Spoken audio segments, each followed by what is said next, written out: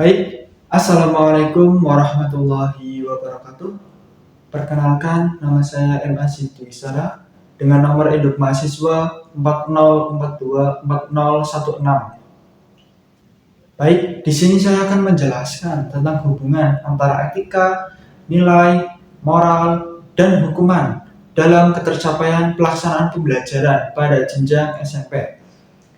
Izinkan saya memaparkan materi tentang satu aspek penting dalam dunia pendidikan yang sering luput dari perhatian, yakni keterkaitan antara etika, nilai, moral, dan hukuman yang mendukung dalam ketercapaian pelaksanaan pembelajaran.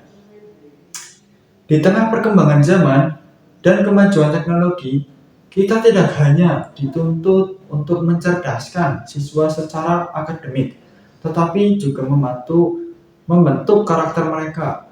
Etika dan nilai menjadi fondasi bagi sikap, moral, membimbing perilaku, dan hukuman jika diterapkan secara tepat dapat menjadi sarana pembinaan, bukan sekedar sanksi.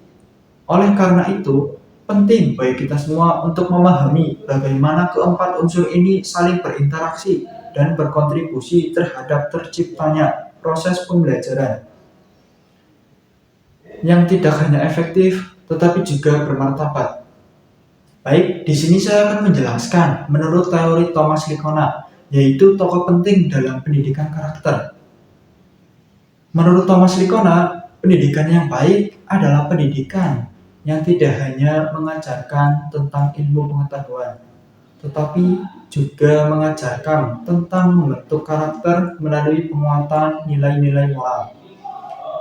Menurut Likona, menyebutkan 3 komponen utama dalam karakter, yaitu yang pertama ada moral knowing atau pengetahuan moral, yang kedua ada moral feeling atau perasaan moral, dan yang ketiga ada moral action atau tindakan moral. Keempat aspek yang saya bahas yaitu etika, nilai, moral, dan hukuman dapat dikaitkan langsung dengan konsep tersebut. Baik, di sini saya akan menjelaskan terlebih dahulu tentang etika.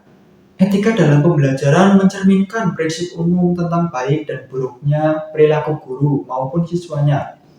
Misalnya, guru harus bersikap adil dalam memberikan nilai kepada semua siswanya. Nah, contoh di sini seperti guru bahasa Indonesia yang memberikan tugas kelompok pada siswanya. Guru bahasa Indonesia memberikan kesempatan berbicara yang adil saat diskusi kelompok.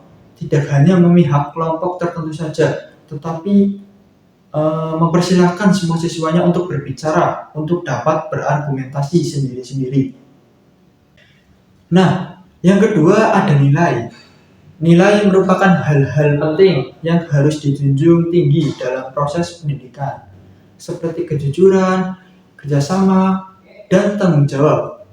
Nilai ini biasanya tertanam dalam kegiatan pembelajaran. Nah, kita ambil contoh dari guru bahasa Indonesia yang mengajarkan tentang teks cerita inspiratif tentang tokoh yang pantang menyerah untuk mengajarkan nilai kegigihan. Nah, guru bahasa Indonesia tersebut mengambil tokoh Jenderal Sudirman seperti pada wataknya yang gigih dalam memimpin perang gerilya. Nah, selanjutnya yang ketiga adalah moral. Moral sendiri yaitu tindakan nyata dari nilai dan etika yang sudah kita pahami sebelumnya. Contohnya di sini, semisal kita melihat teman kita membuang sampah sembarangan. Nah, kita sebagai temannya mengingatkan untuk membuang sampah itu pada tempatnya agar tidak merusak lingkungan di sekitar kita. Baik, selanjutnya yang keempat dan yang terakhir yaitu hukuman. Menurut Likona, hukuman bukanlah alat untuk menakut-nakuti, tetapi sebagai bagian dari pembentukan karakter siswa jika dilakukan secara mendidik. Nah, contohnya di sini seperti siswa yang terlambat memasuki kelas. Guru memberikan hukuman, yaitu berupa siswa mengikuti kegiatan seminar ataupun acara lainnya tentang cara memanajemen waktu dan tanggung jawab agar siswa tersebut tidak melakukan kesalahan lagi, yaitu terlambat masuk kelas. Hukuman tersebut memberikan pelajaran kepada siswa tersebut yaitu agar belajar dari kesalahan dan menjadi lebih baik dari hari kemarin. Baik teman-teman, selanjutnya sesi yang terakhir, yaitu kesimpulan. Berdasarkan teori Thomas Likona, keempat materi yang tadi saya jelaskan memiliki hubungan yang saling memperkuat dalam ketercapaian pelaksanaan pembelajaran. Etika menjadi pedoman, nilai sebagai isi, moral sebagai hasil, dan hukuman sebagai kontrol pembentuk karakter siswa. Dengan penerapan yang tepat pada setiap jenjang pendidikan maupun SD, SMP, ataupun SMA, empat aspek ini dapat menciptakan suasana pembelajaran yang lebih kondusif dan tidak hanya mencerdaskan secara akademik, tetapi juga membentuk karakter siswa yang lebih baik secara utuh dan berkelanjutan. Baik, mungkin itu saja yang dapat saya sampaikan mengenai materi tentang hubungan antara etika, nilai, moral, dan hukuman dalam pelaksanaan pembelajaran.